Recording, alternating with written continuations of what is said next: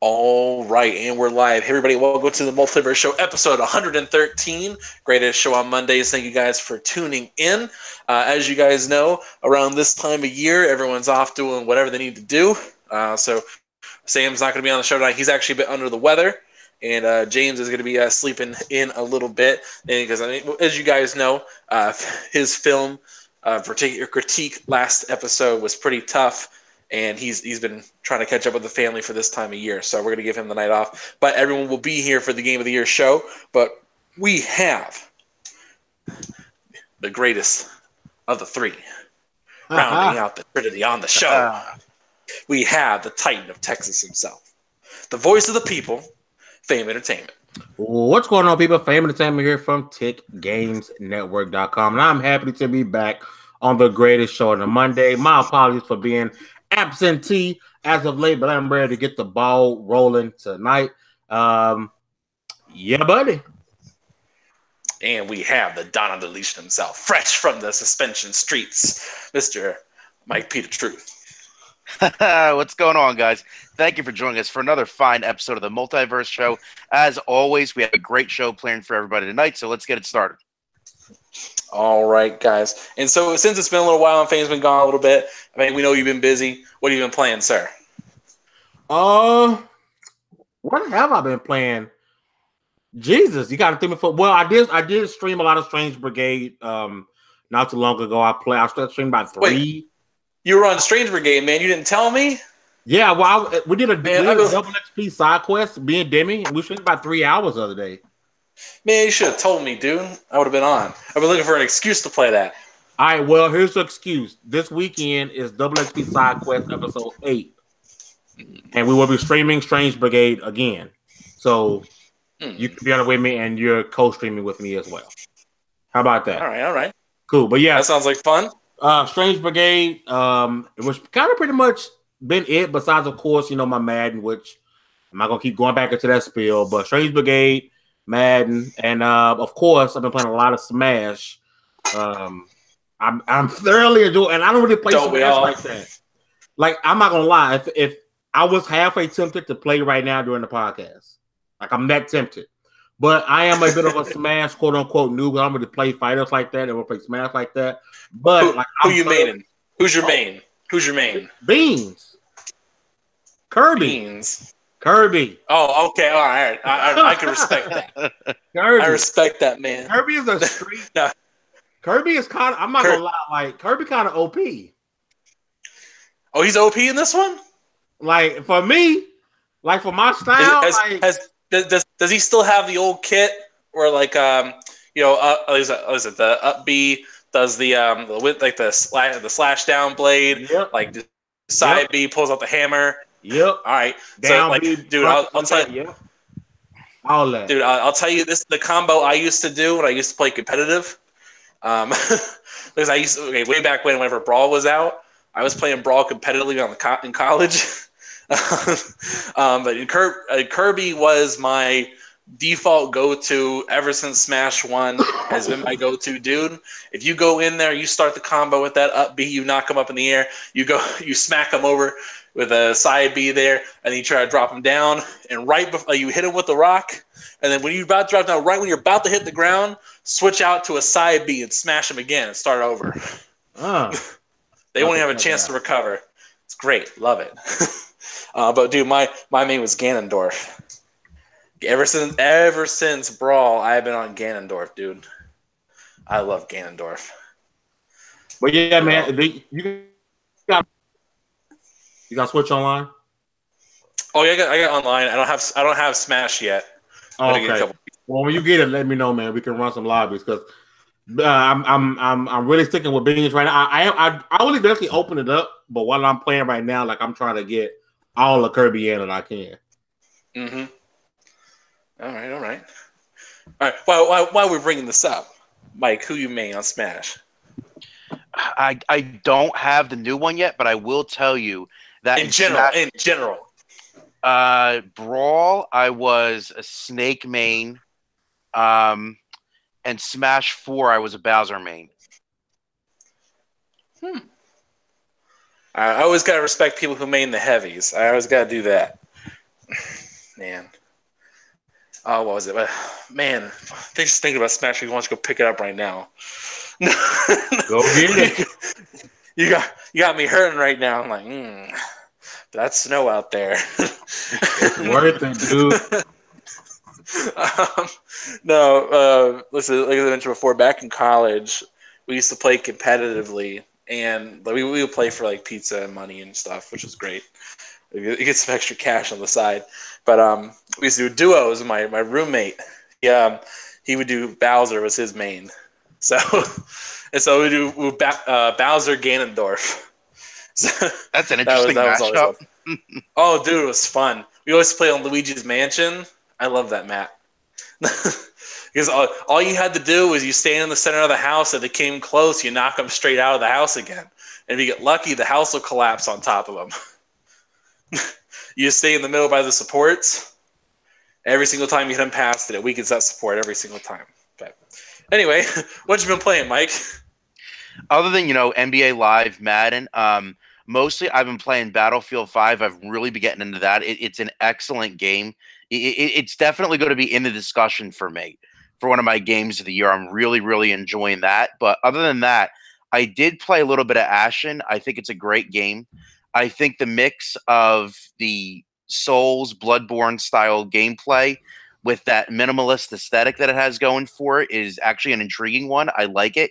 One of the things that I like about the game as far as leveling up your character is concerned is that I like that there's side quests in the game that you could do as opposed to just grinding and farming a bunch of enemies like in some of the other Souls games.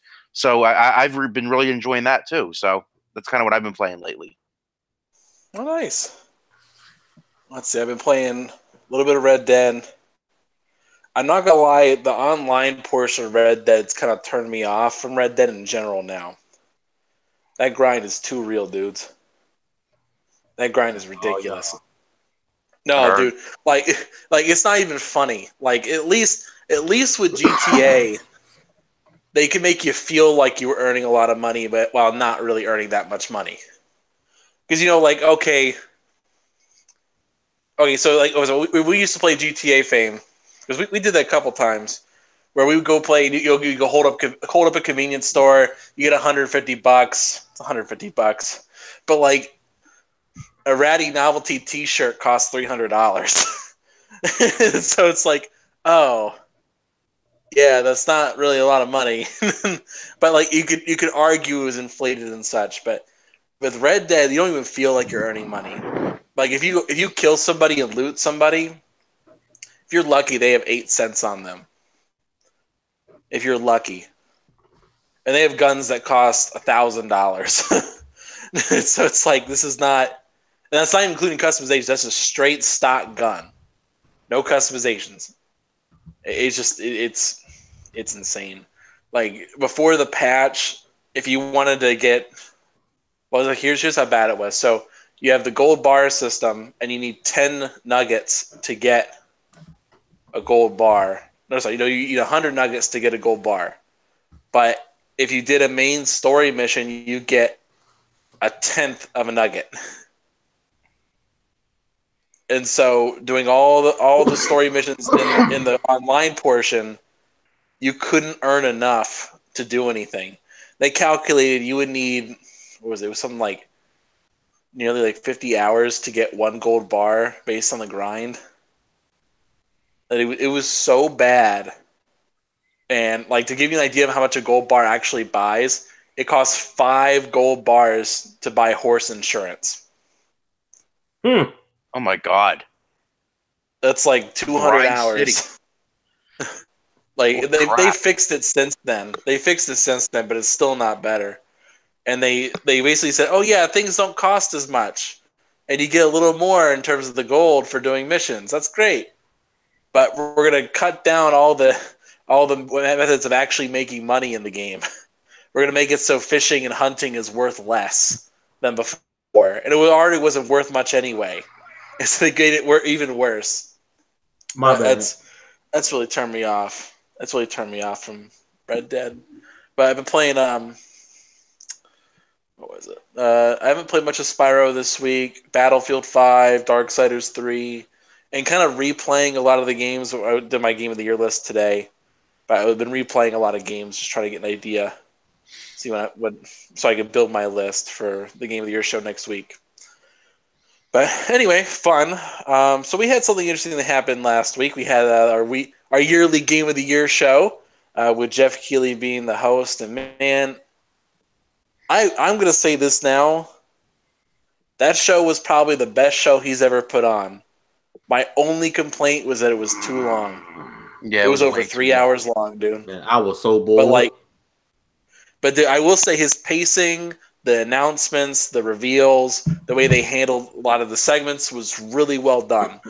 Better than before. There wasn't like a moment where I was like, this is really bad corporate cringe that should not be in here at all. Like, there was no Schick Hydrobot this year. And so it wasn't too bad. Like, they had to cover all the categories and such, but I couldn't really point at one moment that would have, like, cut out 20 minutes and saved everybody some time. And I can't really point at anything and say that this shouldn't have been in the show.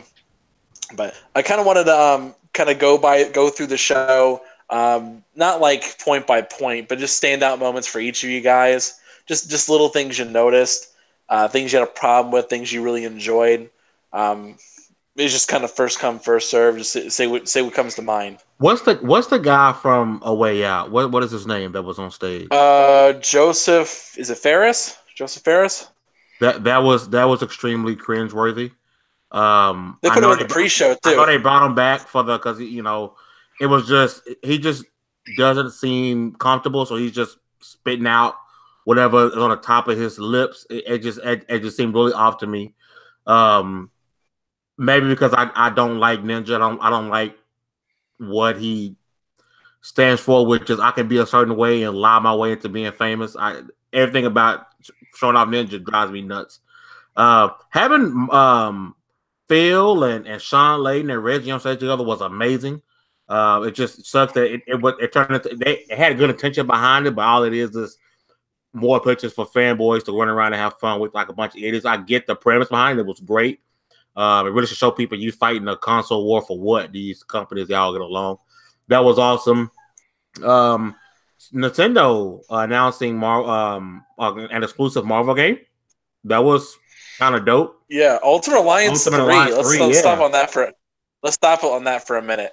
Yeah, that was really out of left field. Did not see that coming at all. Like, one, I didn't think Ultimate Alliance 3 was going to happen anyway. But yeah, it's happening. Koei Tecmo is the developer. And Nintendo is publishing this, correct? Y'all think this is a permanent exclusive? Because it said 2019, so I'm wondering if it's one of those kind of like how Rise of Tomb Raider was exclusive summer 2016 or whatever it was. I wonder if this is kind of like the same deal. And like, I really don't know. Like, I don't know nobody's really confident.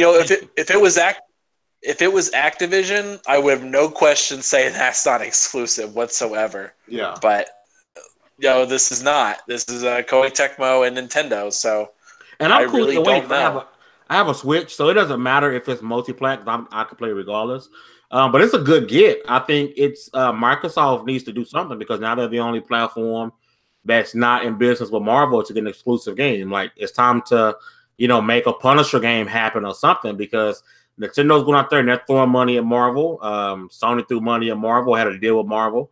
Xbox got to step it up because they need one of these superhero games for sure. I would love for it to be the Punisher. That's just me. How awesome was the crowd pop when Christopher Judge was doing the award and he's like, "Read it, boy." And the crowd just popped. Of the show. That was amazing. That was amazing. Like, we all kind of saw it coming. Yeah. But it still didn't take away from the fact that was just an amazing moment. And it was probably the best moment of the show. Besides, Phil, Reggie, and Sean Layden being together on the stage. Here's the thing that I don't like. Why is Fortnite, a game that came out in 2017, winning Best Multiplayer Game for the 2018 Game Awards? That makes absolutely zero sense to me. And Battlefield 5 wasn't even nominated. It's like, are you crazy? Well, Battlefield 5 wasn't nominated because it was past the deadline, if I remember correctly. Like that was a thing. That's why Fallout 76 didn't get nominated for anything either, because it was past the deadline. Like there was actual deadline for it, and those games missed it. It was like the first week of November. Like if we didn't launch the first week of November, it wasn't going to be nominated. But yeah, still, I don't understand why we're giving 2018 awards the games that came out in 2017, and isn't it technically still in beta? That I will say that's part of it, because technically the Battle Royale mode came out this year, and that's why people are counting it. But that's the big problem that I see with it, is that, well, remember the big deal about PUBG? Everybody was saying, "Oh, PUBG shouldn't be nominated for Game of the Year because it's not a part of it. It's not a part of so they basically forced the game to release that year on PC so it could be nominated. Like they took it out of early access and made it release on PC so it could be considered, and didn't win. So it was like, oh, okay, fine. And Fortnite did, and yeah, it's all good now. But I don't know. I will say that it is interesting they didn't take it out of beta, and so it was fine with winning. But I think it's part of it where it was just kind of the whole social movement that they kind of had to let it win. Otherwise, it wasn't going to happen. Like, people would revolt. Especially considering you have a guy like Ninja, who literally is only popular because of Fortnite. And if Fortnite didn't get some recognition for that, yeah, it wasn't gonna sit well. But actually, that brings up another point I do want to get to. So, Fame, you found this article a little later about something Ninja said. Bro. About... It's taking everything in me not to do a rant after this podcast, right? So, Variety.com, and for some reason it's not pulling up anymore, did a thing with Talking with Ninja, or Tyler Blevins, whatever you want to call him. And there's a quote down here, and they're talking. It says Blevins says that their stream had a massive impact, which is that stream that he had with Drake, of course, not just on him and Fortnite, but gaming as a whole. Drake, and this is quotes, not quotations. Drake, that is what pushed gaming into the mainstream and made it cool. Since when? Number one, gaming. I've been saying this for 10 years. Gaming has begun to become mainstream when I knew people were lying about playing video games. I would see people I work with and they say, "Oh, I played this game." I'm like, "Okay, tell me your PSN, your Xbox Live." Oh, I don't know what it is. You're fraud. It's because gaming has become cool and everybody wants to be a gamer. Ninja is full of shit because gaming been cool, number one, and gaming has been going mainstream way before Drake decided to come in and tickle your fancy, my guy. You're full of shit. And this is why I don't like. I'm sorry, and part of it because I already don't like Ninja because he's fraudulent. And everybody who knows what he's done in the past knows that he's fraudulent. But gaming didn't become mainstream when Drake decided to come on your little Twitch stream and tickle your fans and make you more famous than what you deserve. We made gaming, and it don't even matter if gaming is cool. You don't do it because it's cool. I was fine with gaming when people looked at us as social rejects. I missed that time because people were out here pretending like they're gaming just for the sake of it, not really doing it. I prefer gaming not to be quote unquote cool, but it was way cool before Drake decided to come and tickle your fancy, sir. That, and like I think we said this before the show. Like my thing is, I would believe what he said if he was just talking about Fortnite, because after Drake was on there playing Fortnite, yeah, Fortnite exploded. That's when Fortnite like hit its prime. That's when it hit its peak. But no, like for you to say gaming became popular, dude, no. Gaming was popular beforehand. Like, and we're not even talking about like, you know, little stuff either. Like, what was it? Every year, what was it? I still remember the Black Ops 2 Call of Duty commercial and all those celebrities. They even had Iron Man on there, dude. Like, they had Robert Downey Jr. in there. Like, no, you can't say that. Oh no, it wasn't popular beforehand. Like, no, I can't get down with that. I don't know. But hey, you know what this means though? He did win Content Creator of the Year, and as following tradition, everyone's career goes completely off the rails right after they win that award. So, like, what was it? Last year was Dr. Disrespect, and look what happened to him. Like he's all over the place. And then what was it? Boogie was the year before that, and Total Biscuit won the year before that. Total Biscuit's dead. Boogie's under a lot of fire for the whole Nazi thing, and then Dr. Disrespect's going a lot of stuff with his marriage and his channel in general. Well, didn't he get shot at again? This might shoot at his house again or something like that. Yeah, they shot at his house, and then like what was it, the year before that? Not the year before that, but like earlier in the month, he admitted to cheating on his wife. All this other stuff, just like I don't fault Dr. Disrespect, but like, is he an asshole or something? He puts his persona as he's an asshole. That's his persona on the thing on his streams. It's called Dr. Disrespect. Like it's the persona, but does he like actually like full blown disrespect people? I don't know. I don't watch it. I mean, what do you expect if you actually full blown actually like disrespecting folks? Like people crazy, man. Everybody got a gun. Yeah. So basically, Content Creator of the Year is like the video game version of getting the cover of Madden. Yes. Yeah, pretty much. Pretty much, yeah. and the Madden curse has been consistent every single time. Every single person. Well, I don't know what Ninja gonna do when Fortnite dies. Maybe Fortnite dies next year. Maybe that's the blessing we get out of it. Maybe. And then we'll need Drake to come in and save gaming for us again and make it mainstream again. Oh yeah, please Drake, save gaming, Drake. Please gaming. Nah, it's such a dumb comment. What was it? But I don't know. Talking about Ultimate Alliance for a minute. I saw Ultimate Alliance. I was just like, this looks like garbage. I'm sorry. Like that game, like I thought it was a mobile game. I thought they were porting over one of those Marvel mobile games. I genuinely thought that's what they were doing. Because it doesn't look that great, like visually. It does not look good at all. And I'm sure it'll be $60, and it'll be $60 for the next 10 years, and you'll get a discount on Black Friday of $3 in 11 years, like all Nintendo games. Probably. Yeah, I don't know about that. That was weird. All right, so let's talk into some of these awards here. Let's talk. Might as well talk about the big one. So Red Dead got dethroned. It lost its rightful place to God of War for Game of the Year. You know how I knew it was in trouble? I knew it was in trouble. Whatever, when it was winning other awards, it was like, uh-oh. I was like, not sure about this. The only thing that made me start thinking, like, maybe there was a chance if it was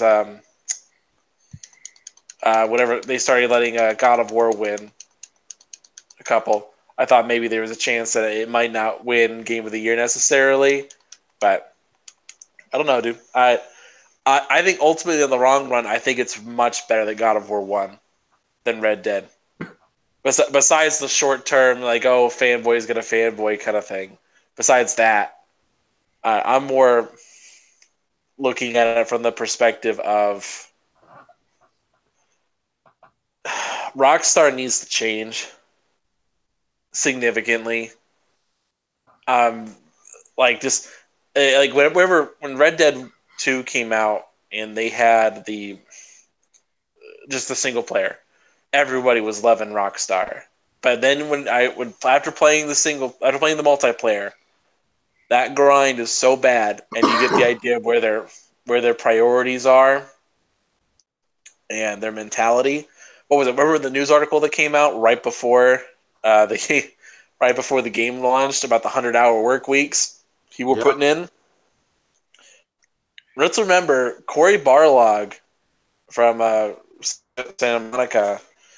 He specifically made the game get delayed so they wouldn't have crunch. And that's a good message. That's a good message to have. And to have that win, I think, is more important. I think that was the stronger factor for it. And not just that, but then they did something different. They said, let's do this one complete, consistent cut, like one long shot with no cuts in terms of how the I don't want to say the movie was filmed, but how the game is shown and presented to us. It's one continuous cut, and they went with that route. They said, okay, we're gonna make God of War less of a beat 'em up hack and slash situation and focus more on a more intimate combat system, a stronger narrative than before, and taking an irredeemable character. I don't care what you guys got to say, but Kratos was an asshole. Kratos was a irredeemable character to me after God of War 2. Like, because he should not have had a game after 1. Because God of War 1 was supposed to be a Greek tragedy, and ever since then, after that game, they made him into an asshole. Where he was only blinded by revenge. Like, if you could turn your brain off and be like, yeah, it's fun to watch a guy, rip people in half and just be completely blinded by rage, but you couldn't give him any depth. Like, you couldn't do that. But they took Kratos out of that setting and gave him depth. Like, and I thought Christopher Judge should have won. What was it, voice actor? Yeah. Voice actor award. Totally. Yeah, I thought he was totally robbed. Like, because you could hear the pain, you could hear the remorse in his voice. I was blown away by that performance, and for him to get robbed was depressing. Which, by the way, I had never seen Christopher Judge at all. You know he was black beforehand. I didn't know he was some Samoan dude. I was like, I did not know. So when he went up on stage with the other guys, I don't know who this is. Who is this dude? and you really never seen him before? Voice. No, I never seen him before. I know he was on Stargate, but I never seen Stargate, so it didn't mean anything to me. But I just went purely based on the performance. I was just really surprised. I was like, oh, okay. Yeah. So, but dude, no joke. I think it's ultimately better for the culture for God of War to win over Red Dead, because now this means Rockstar can't just coast. No, because every time a Rockstar game comes out, they win. Anchor. You're not gonna get another Rockstar game for like 15 years, bro. They're gonna coast. Come on, Anchor.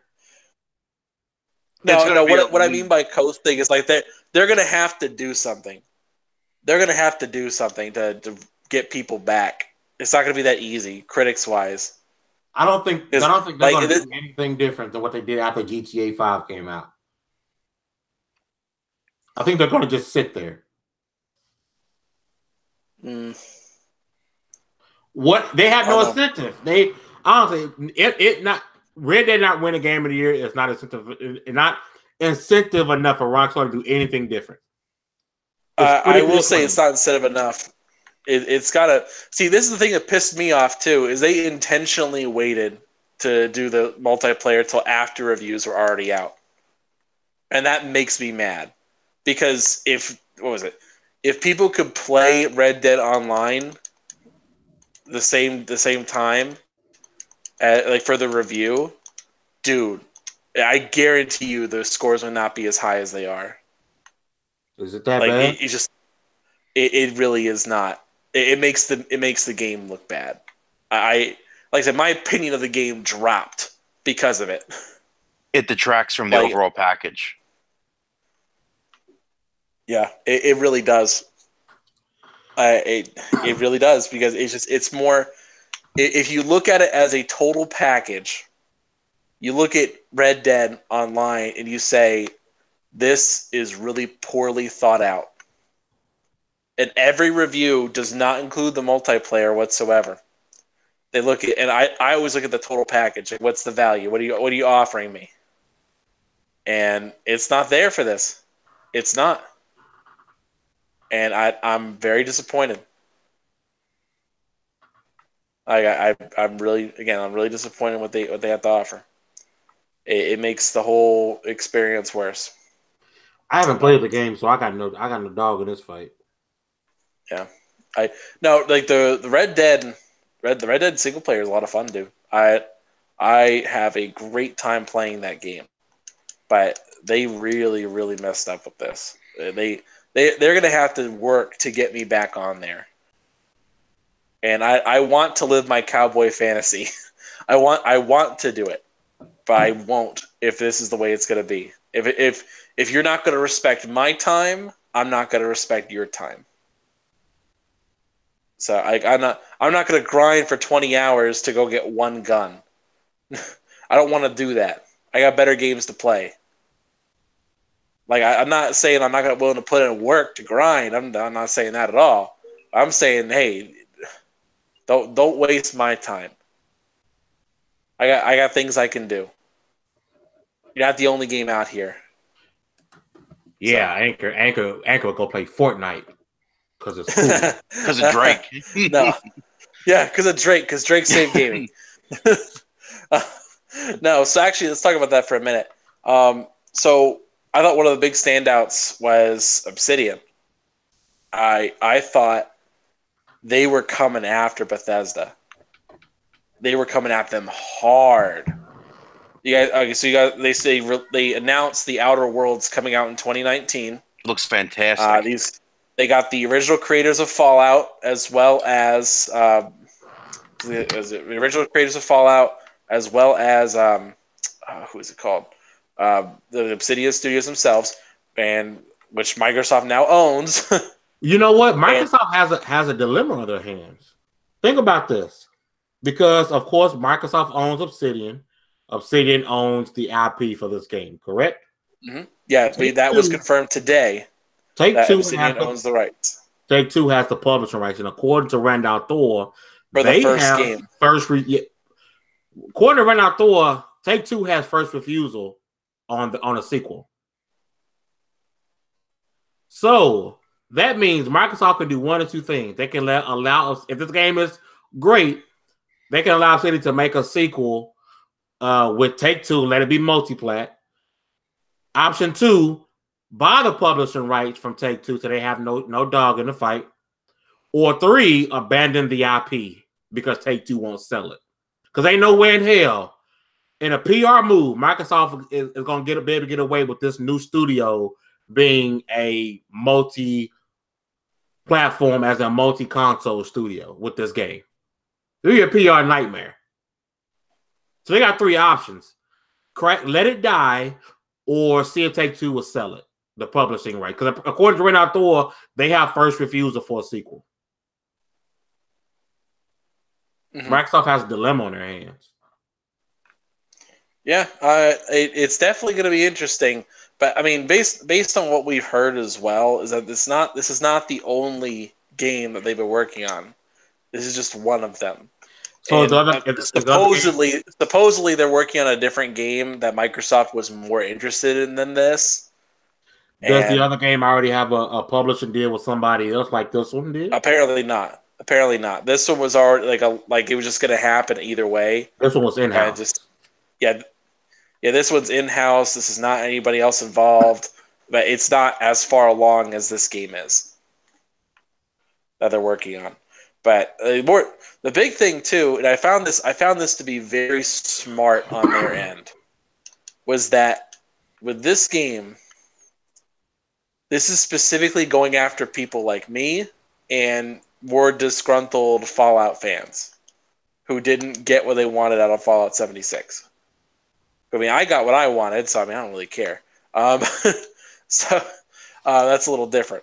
But at the same, I'm more talking about people who were like, I wanted a single player Fallout, and they didn't get that with Fallout 76. This game is strictly going after those people.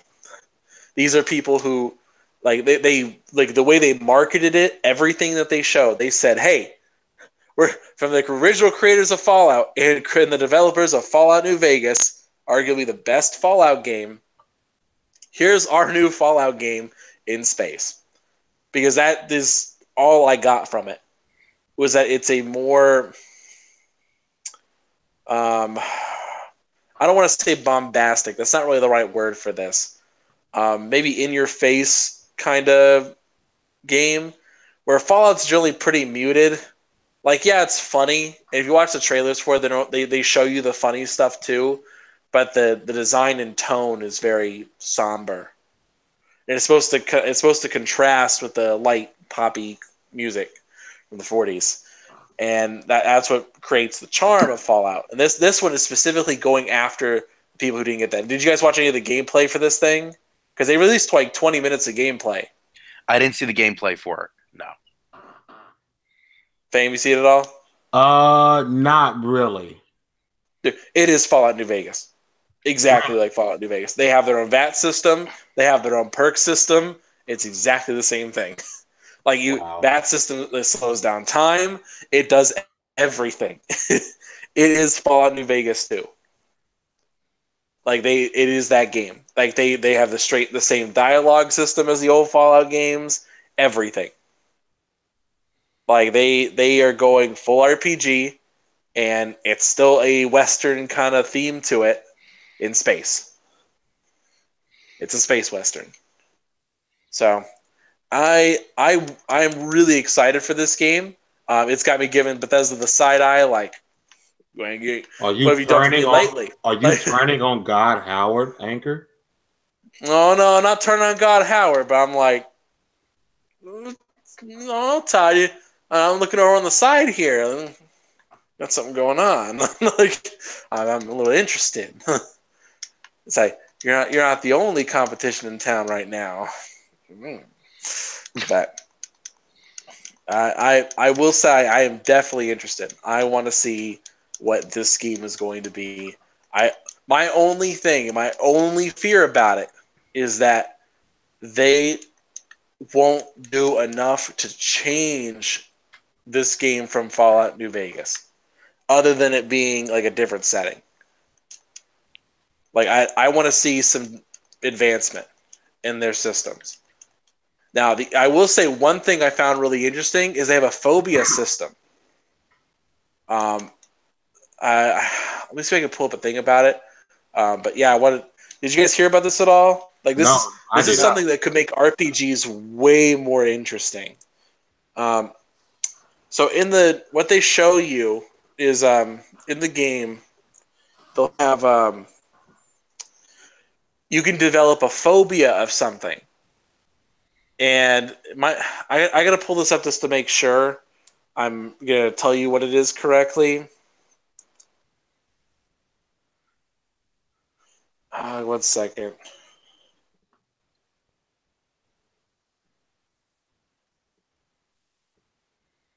Go. There we go. Okay. So let's see. Futuristic Fallout. There's a piece I'm pulling up right now that had a breakdown of what it does. This is live sound of Anchorman looking for an article. Sorry. Where is it? They had a piece for it. Let's see.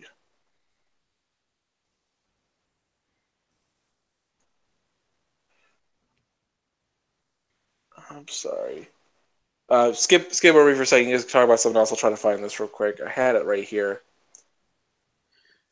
We'll come back to this in a minute. Yeah. But speaking of Game Awards, I'm really happy that Dead Cells got recognition as Best Action Game, because Dead Cells is amazing.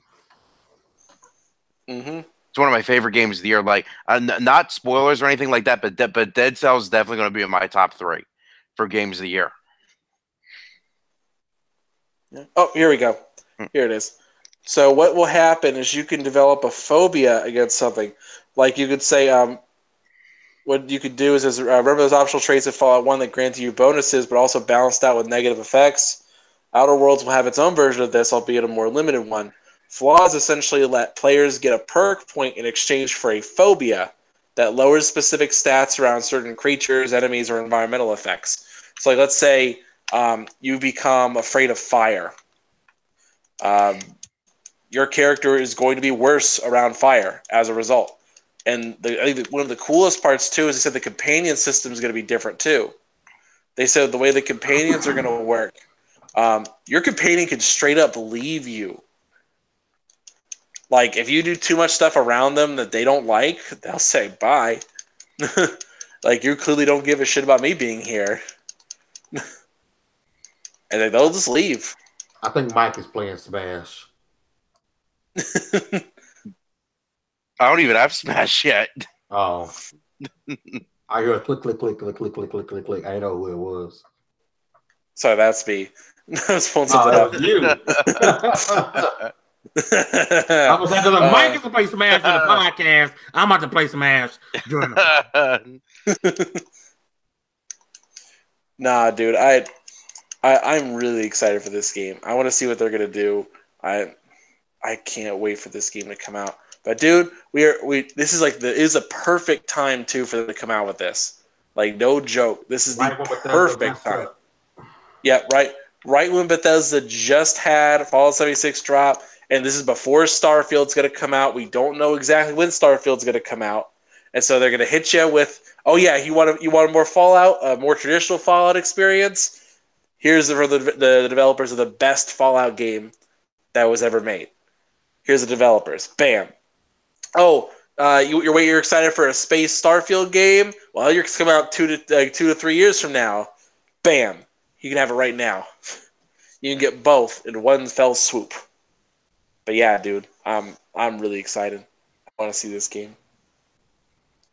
But what else is there? There's a couple of things we can talk about. Mortal Kombat 11 looks amazing. Like that's going to be day one for me. Because I love Mortal Kombat. I think NetherRealms does the best fighting games because they really deliver on the content. Like, I'm not really a good fighting game player as far as competitive online, especially not Mortal Kombat, but they put so much focus into the single player content too that it's really just the total package. I can't wait for that. That's day one for sure for me. Mm-hmm. It's dope. Oh, dude. All right, so did you guys see the news about well, we're going to cover this for Sam's sake. He'll be mad if we don't talk about this. So they announced that Monster Hunter World is going to get some crossover DLC with Geralt of Rivia from Witcher 3. So that's going to happen. But yeah, this is something interesting. Like, okay, Geralt already came over to, what was it, Soul Calibur? Mm-hmm. So he was already on Soul Calibur. Dude, I'm telling you right now, expect Geralt of Rivia in Smash Bros. I can see it. Oh, I could totally say it. He'll be a DLC character. They already got Persona. They already got Joker from Persona for a DLC character. Watch Geralt of Rivia be another. I can see Geralt. I'm still holding out for Banjo coming as well. I can definitely see Geralt. Like, no doubt they're going to cash in on that. Totally. All right, so remind me real quick. Aren't there supposed to be like 5 DLC characters they're going to do? Yes. For Smash? And we know one is Joker. Yeah, one is Joker. So, okay, your dream lineup, the 4 other ones you wish could come to Smash Bros. And DLC, who would you pick? 1, I'm still holding out, Banjo.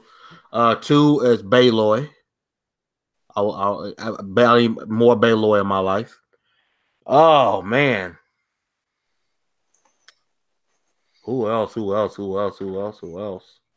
mean, Nintendo and Microsoft are pretty chummy, so I mean, unlikely, but it wouldn't be too out of the ordinary to see Master Chief and Arbiter in there. Master Chief would be dope as hell. That'd be dope. He really would be. See, I definitely want Banjo. Give me Baloy. What was it? I want to see Waluigi. Just do Waluigi. Just like it's been the biggest joke. Like, for you not to have Waluigi in Smash Bros. Ultimate, Like, this is such a huge missed opportunity. Like, make him the last DLC character, just so he's the last person in Smash. And then after that, you could even use his stage to be like a teaser for an upcoming game or something. Like, you already own the character. It can't be that hard. It's true. It's true because he's already in like all the sports games and like Mario Party and all that. Like, why just put him in Smash? Apparently, so I was actually reading something about it. Waluigi is one of the only people in the universe who was not created by Nintendo. Oddly enough. Okay, what's the guy's name for Guacamelee? The main character, the wrestler. Was it Juan? Juan. Yes. Yep. Juan would be dope. He would be dope. They put him in what's the game, like the Brawl, like Mayhem or something like that. Brawlhalla. No, not Brawlhalla. Not Brawlhalla. It's the other one. Brawlout. Yeah, Brawlout. They put him in Brawlout, which is it was basically a cheaper version of Smash Bros. They have some smaller guys in there. I mean, you could always cheap out and do like Shovel Knight, but that wouldn't be any fun. I feel like Shovel Knight's done his rounds on the crossover circuit. I think it would be tiring to see him again. I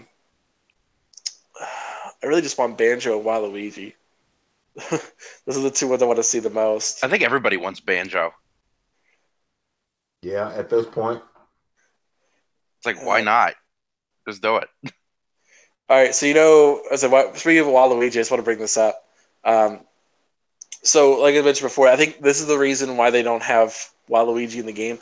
He's the only Nintendo character who wasn't created by Nintendo, because the first Mario Tennis game was not created by Nintendo. It was some other company, and they wanted to do doubles, but they didn't have a doubles partner for Wario, so they literally just made up somebody. They just made up Waluigi on the fly. They just put him in there. And they said, oh, we wanted to be the exact opposite and be a badass at tennis. So let's make him really tall with long arms. Like, let's just do that. Like, they just made him up on the fly. And apparently Nintendo hasn't liked him ever since. But they still have him and use him. Okay, so I know they just got a game come out, but I wouldn't be too mad at seeing All Might in there. I mean, he does have a lot of his moves got Smash in it. I'm just saying. Detroit Smash, Texas Smash. I'm just saying. It'll fit. I know they got their own game out, but I would love to see All Might. And that'd be really fun. Like, he could have like a recoil move, like a down beam move as a counter, but then it gets depowered for like 5 seconds afterwards. I can get jiggy with it. That could be fun. That could be really fun, dude. I like that idea. I'm surprised they haven't done a Final Fantasy crossover in Smash yet. True. Like, you could do they need less of those. They honestly need less of those characters, though. If there was one, give me Zidane. I think Zidane would fit better in Smash than the rest of them. He would. Thematically, he would definitely. They you know what they need to do? They need to just take people out from the Fire Emblem games in there. They have like 8 Fire Emblem characters in there, and they're all like relative copies of each other. And it's like, what was it? We had Marth and Roy, and then we added Ike, and then the last one we added like 3 others. It's like, okay, chill, stop. We get it. It's too many of them. But anyway, who else is there? I feel like there's someone, like an obvious person we've been missing. Yo, Rayman. That's who. Why not Rayman? That's actually a good idea. He'd be a perfect fit. Rayman's been around forever, dude. Like that exactly. He'd be a good fit. Like he hasn't had the only problem I think you could have with Rayman is that because he doesn't have any actual arms, he'd be really hard to follow. Just because you only be looking at floating fists. Like, you'd be like, what? That's the only downside I could think of. But other than that, hey, go for it, dude. It'd be fun. I like good Rayman. But all right. I feel like there's something else we could talk about. Let's see. We kind of went over everything from the Game Awards. Anybody get into the Anthem beta I or did. alpha? It pissed me I off. did it. I didn't. I didn't apply for it Pissed either. me off. I don't want to spoil myself on it. So I really want to play that game a lot, but I don't want to. Okay, so we squatting up day one. Sure, I'm in. Yeah, I'm in. Yeah, I better leave your space, bro. If I get online and a party full, I'm disowning y'all. Now I'm already calling. As a general rule, I now follow the principle that I will be medic, except for Overwatch. I am playing with medic Overwatch. Like if you like I'll play. If there's a character who needs to revive people and go over there, I'm in. Like I'll throw you some healing. We're good, but I want to be able to get some kills too. Like I need to be able to flip back and forth. Like, I can't do the mercy thing. I can play Zenyatta. I'll do Zenyatta all day, but I'm not doing no mercy. Can't do that. I got to get some kills, otherwise I'm gonna go crazy. But yeah, like there's one javelin I'm looking at in particular, which I think it's called Sentry, which is looking to be more of a medic based class. Which I'm like, I'm interested, man. I'm interested. So I want to play really bad. I'm with it, man. Like I said, we squad. I think.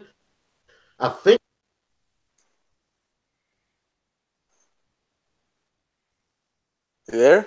Fame? He's thinking. He's thinking about what? What's he thinking about? Somebody didn't want Fame to share his opinions. He was about to say what he wanted to say. He got like sniped or something. Oh, there he goes. Yo, Are you Fame. back?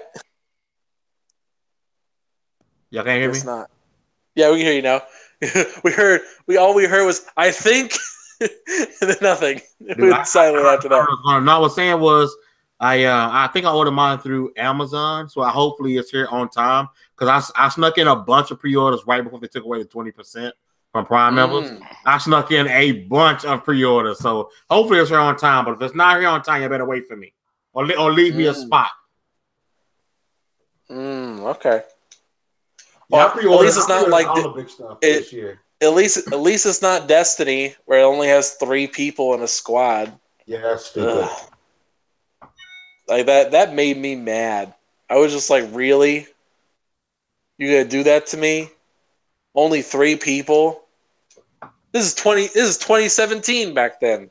It's like, who do you think I am? I only have 3 friends? Well, not even 3 friends, 2 friends. You thought I had to struggle to find 2 friends to play with? No. So we need somebody else to squad up with us. So we'll have our 4. We'll be deep. Well, I know Sam's gonna be in. I know Sam's definitely on board. Wait a minute. Oh, Sam. For some reason I was thinking, okay, yeah. Wherever you go, let's run. Yeah, we'll be solid. It'll be fun. And that in Division 2, I'm all over that day 1 as well. Yeah. Oh, Fame, I was going to ask you. So tomorrow they're starting the Overwatch Winter Wonderland event. Are you jumping in? I'm down. This will be your first? This will be your first Christmas event. Yep. Just shoot me a text when you're hopping on. Oh, dude, no! Like it really, you were in for a treat. These events are their best events. Other than Halloween's pretty good too. Yeah, I was there for Halloween. Like I said, if whatever time you're down to play, just shoot me a text, and I'll get on it. We can run it. Yeah. What was it? They do a snowball fight, which is like a search and destroy kind of match. They do a Yeti PvE kind of deal, where it's like a 1v. Was it 1v4 or maybe 1v5? I think it's 1v5. Where it's like one person plays as Winston, everyone else plays as May. Then they change the maps to be more Christmassy, and they do a new one every year. That they upgrade, and some of them look great. Like they're just stunning. I'm with it. But yeah, so it's fun. It's a fun way to kind of get in the spirit of things. But anyway, so I think we had a good show for 3 people again. But for those of you guys who are watching, remember, next week is our Game of the Year show. So it will be a lot of fun. You guys saw our Film of the Year show. It's same kind of structure, except it's video games. So you guys give me attention. So we'll have a good time doing that. But we'll do some of our outros first. Mike, where can the good people find you? All right, everybody. You can find me everywhere at Mike P. The Truth, except on Twitter, where I am now the Truth of Mike P. Anyway, thank you guys for joining us for another great episode. And remember, there are 3 E's in delete. They stand for educate, entertain, and enlighten. You, my friends, have experienced all 3. And Fame. Right. Yo, I am Fame ENT2K across the board. Make sure you guys really be catching out the content. And next month in January, I'll be headed out to PAX South. And every time I look up, there's someone else new from the community. Like I was just talking to Big Cheese. Big Cheese is going to be out there, so we're definitely going to link up. So I'm having a lot of content for you guys on Tick Games Network from PAX South starting next month. So be on the lookout. All right. And I'm Anchorman V2. You guys can find me all the way across the board. Anchorman V2, Xbox, PlayStation, Switch. I think on Switch it's just Anchor V2, but you got to look it up through my social, which I ain't giving out over the phone. But anyway, guys, thank you guys for tuning in to another great episode of the Multiverse Show, episode 113, greatest show on Mondays, and we are out of here. Peace.